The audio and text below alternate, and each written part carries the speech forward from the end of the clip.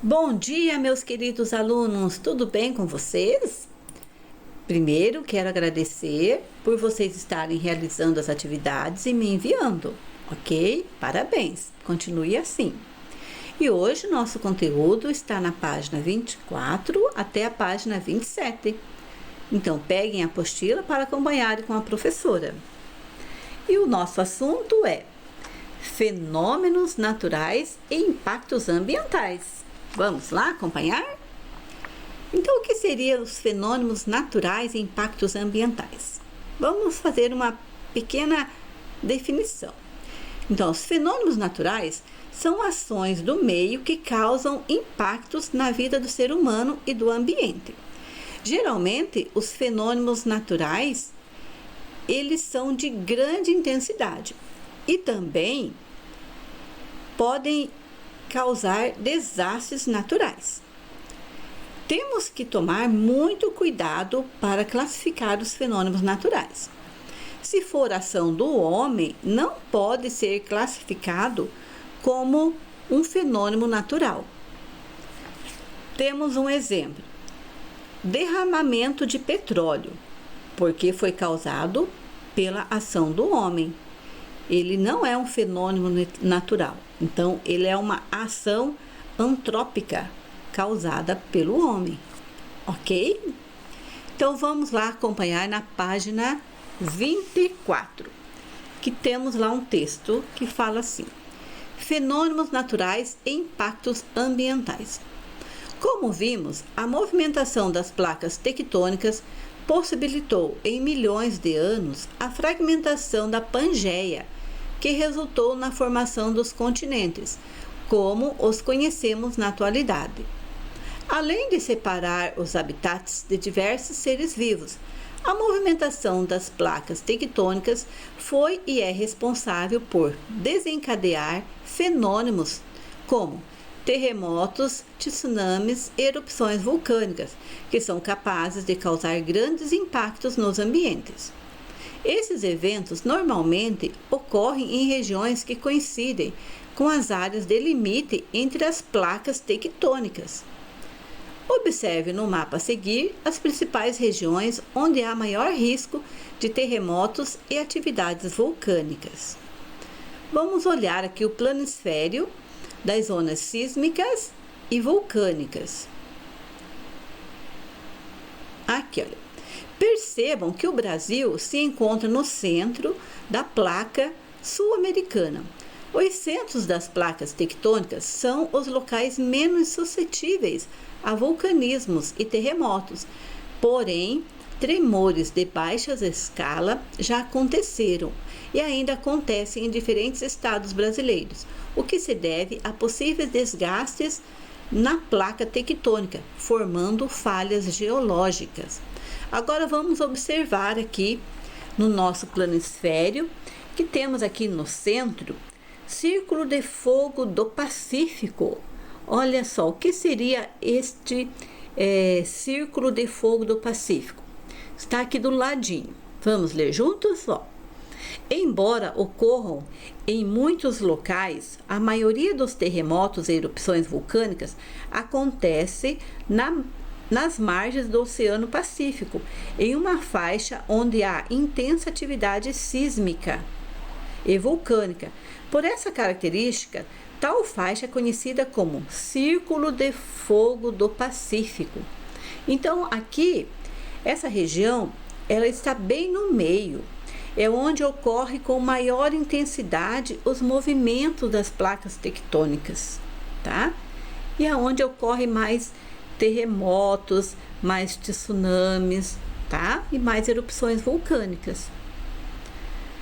Agora, vamos ver aqui, olha, uma imagem, olha só essa imagem aqui. Essa imagem é que teve a ocorrência de um tsunami, tá? Vamos ler também juntos, ó. Os impactos ambientais compreendem todas as ações no ambiente que acarretam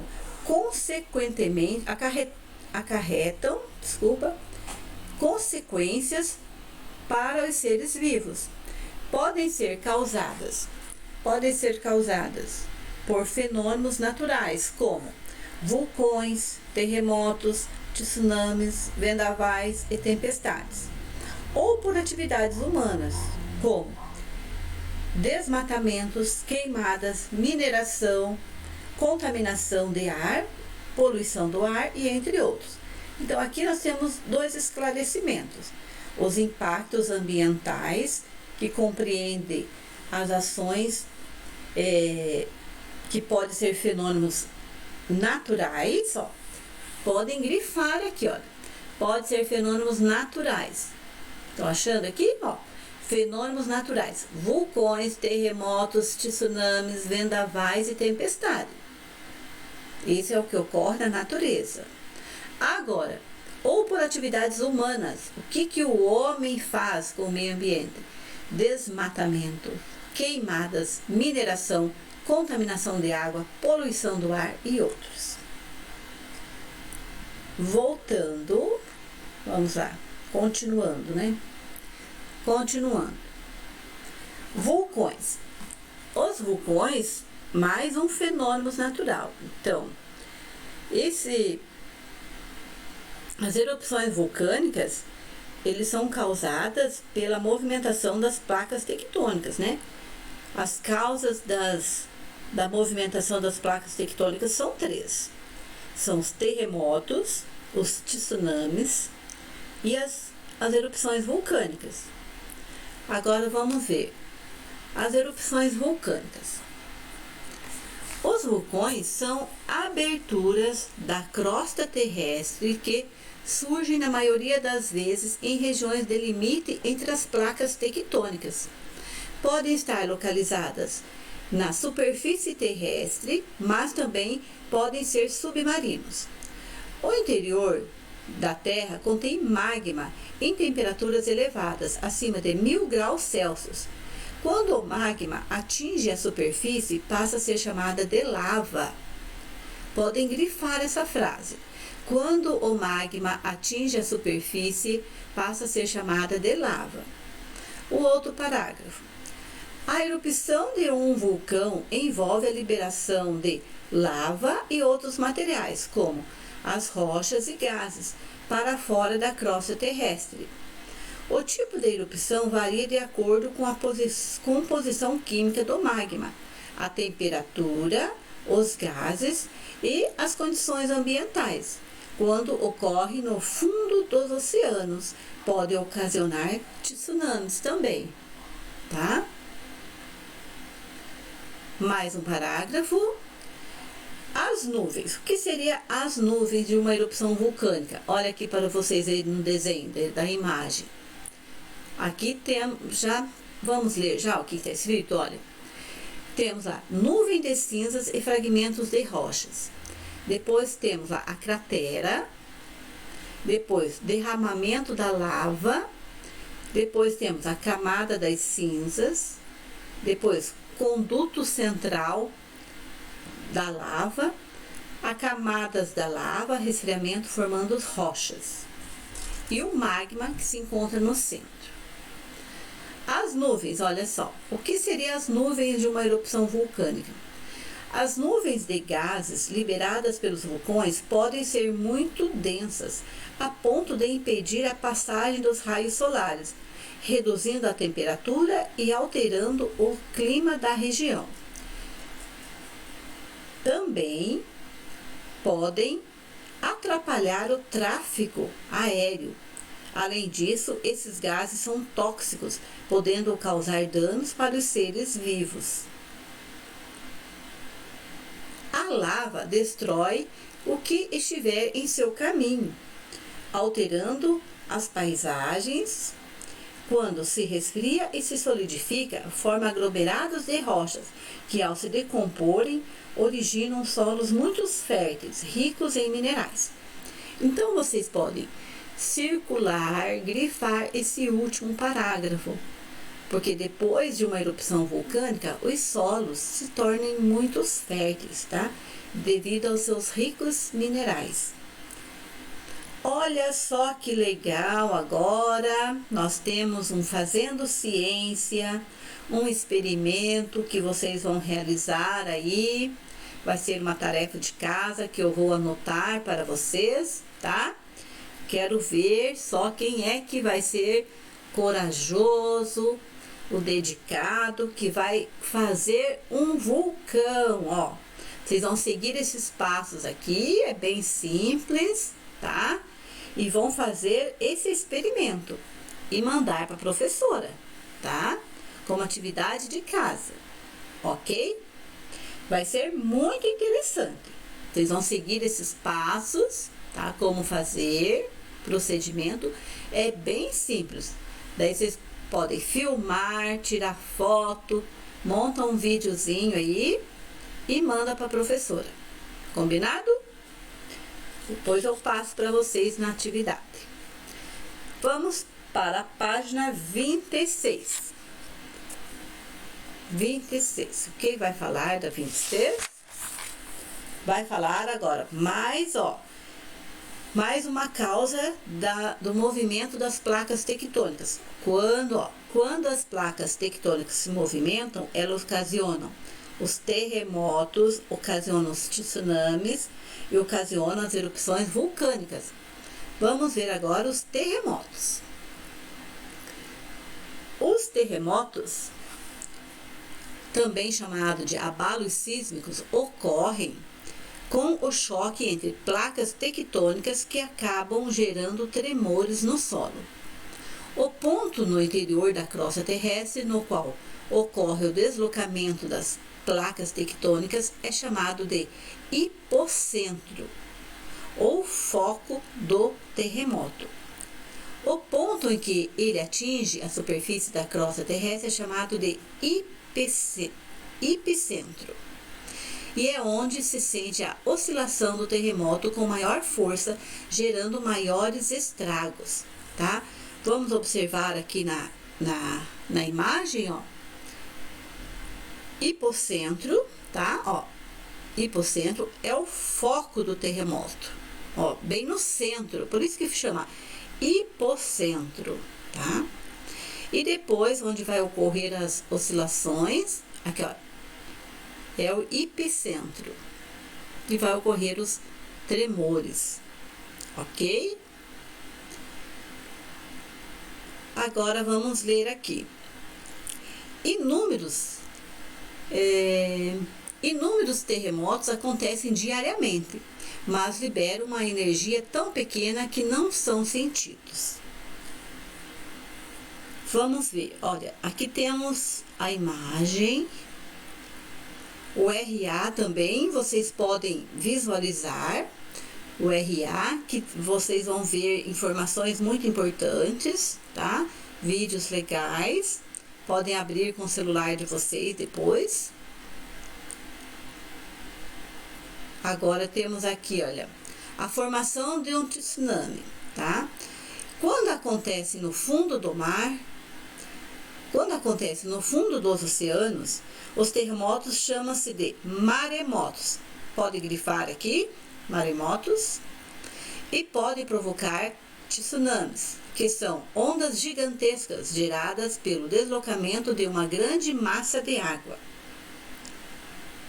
Dependendo da magnitude do terremoto, essas ondas podem causar danos às regiões costeiras, afetando toda a fauna e a flora, além de provocar a morte de pessoas e a destruição de áreas urbanas. Foi o que aconteceu quando um tsunami atingiu diversos países do Oceano Índico em 2004, causando morte de mais de 200 mil pessoas. Então, podem grifar aqui esse ocorrido em 2004, tá? Agora, ó, então, os vulcões, ó. Então, vamos ver aqui, ó, o último parágrafo. Então, ó, vulcões, terremotos, tsunamis, esses fenômenos naturais são fenômenos naturais. Além de prejudicar os seres humanos, afetam todas as demais populações do ambiente, podendo aumentar a incidência de doenças infecciosas, ameaçar espécies ou provocar a extinção delas, alterar o comportamento e os hábitos dos indivíduos, comprometer as teias alimentares, alterar rotas de migração, danificar paisagens, etc. Então, essas consequências são chamadas de impactos ambientais. Olha, tudo provocados, né, pela ação do ambiente, ó, devido aos fenômenos naturais, devido aos terremotos, aos maremotos, ocasiona tudo isso com o nosso ambiente. Vocês podem grifar, tá? Porque depois vai ter atividades e fica mais fácil de serem encontradas, tá? Então, dos vulcões até a paisagem podem grifar. Olha aqui uma imagem também que nós temos de uma formação de um tsunami. Vamos ler? Um terremoto no fundo do oceano é indicado por círculos concêntricos que se originam de um ponto de encontro entre placas tectônicas.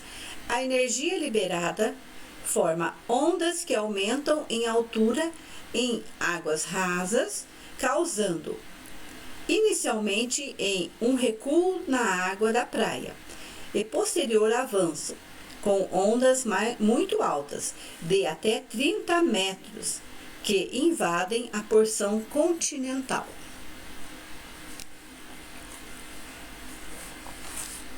Temos um QR Code, vocês vão poder visualizar também, que é interessante, tá? Mais um conhecimento para vocês sobre os vulcões, os tsunamis, tá? Página 27. Agora, olha só.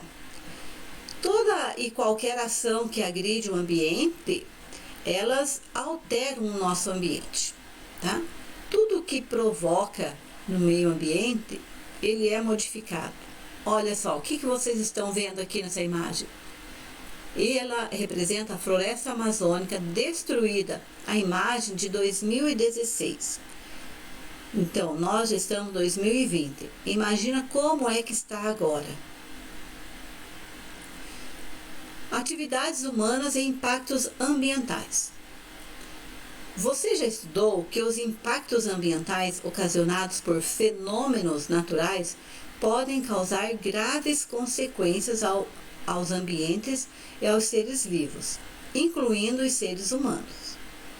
Mas existem também muitas ações humanas, antrópicas, que agridem os ambientes e causam graves impactos nos ecossistemas.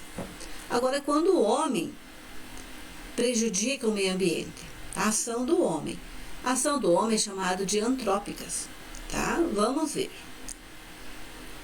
Todas as ações que agridem o ambiente podem alterar o meio de tal forma que muitas espécies correm o risco de extinção, seja pela perda do seu habitat, que é a introdução de espécies exóticas e invasoras, pela exploração excessiva de recursos naturais, incluindo a exploração da madeira, a caça e a pesca em excesso de uma espécie, ou pelo tráfico de espécies silvestres, tá? A redução de seu habitat pode causar a extinção de muitas espécies, pois eliminam os lugares adequados para eles viverem. Por exemplo, quando uma grande extensão de floresta é destruída, mesmo que o lugar ainda permaneça sem ocupação humana, os animais desaparecem, pois as condições ambientais não são mais adequadas. Nessas áreas degradadas, há alteração dos hábitos dos seres vivos, que, muitas vezes, são obrigados a migrar para outras regiões em busca de melhores condições. Vocês podem grifar esse parágrafo, tá? Coloque um marca-texto, porque quando o homem desmata, as espécies ficam extintas, tá? Isto, vamos baixar mais um pouquinho. Isso pode ser observado na Mata Atlântica, que foi e continua sendo reduzida a um pequeno percentual, e sua extensão original ameaçando muitas espécies endêmicas, como o mico-leão dourado, temos o papagaio da cara roxa, que já são extintos, não é mesmo? Devido ao seu desmatamento. Daí voltando lá na imagem da Mata Atlântica, da floresta amazônica, olha só, tem um texto ali importante. Vamos ler junto? Olha.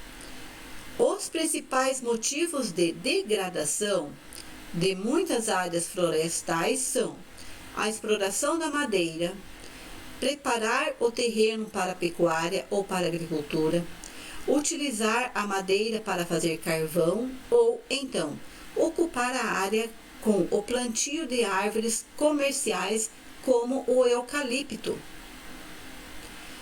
Porque o eucalipto é uma planta de espécie exótica, né? O que seria a espécie exótica? É quando a espécie é encontrada em outros ecossistemas, que não é o do seu natural, como é o exemplo do eucalipto, que são encontradas no Brasil e que são provenientes da Austrália. Vamos ver, está escrito aqui, ó, nesse parágrafo. Vamos anotar lá? Pegue o marca-texto lá, ó. Uma espécie encontrada em um ecossistema que não é o seu ambiente natural caracteriza-se como uma espécie exótica.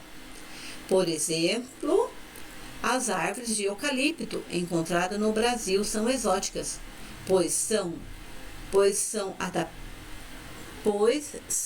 provenientes da Austrália. Tá. Algumas espécies exóticas apresentam potencial por serem invasoras, ou seja, adaptam-se às condições do ambiente no qual foram introduzidas, reproduzem-se e dispersam-se por áreas maiores, competindo-se com as espécies nativas ou se alimentando delas, as quais podem se extinguir. Ok? Mais um fator que o ser humano prejudica no nosso meio ambiente é a exploração excessiva dos recursos naturais, ou sobre exploração, que compreende a captura de organismos de diferentes espécies silvestres em quantidades superiores à capacidade deles se reproduzirem. Como exemplo, pode-se mencionar a pesca em quantidades a pesca em escala industrial do atum em alto mar, a qual está reduzindo consideravelmente as populações dessas espécies. Esse tipo de sobreexploração interfere diretamente nas cadeias alimentares oceânicas. Em qualquer época, não se deve ter a pesca na época da piracema, não é mesmo?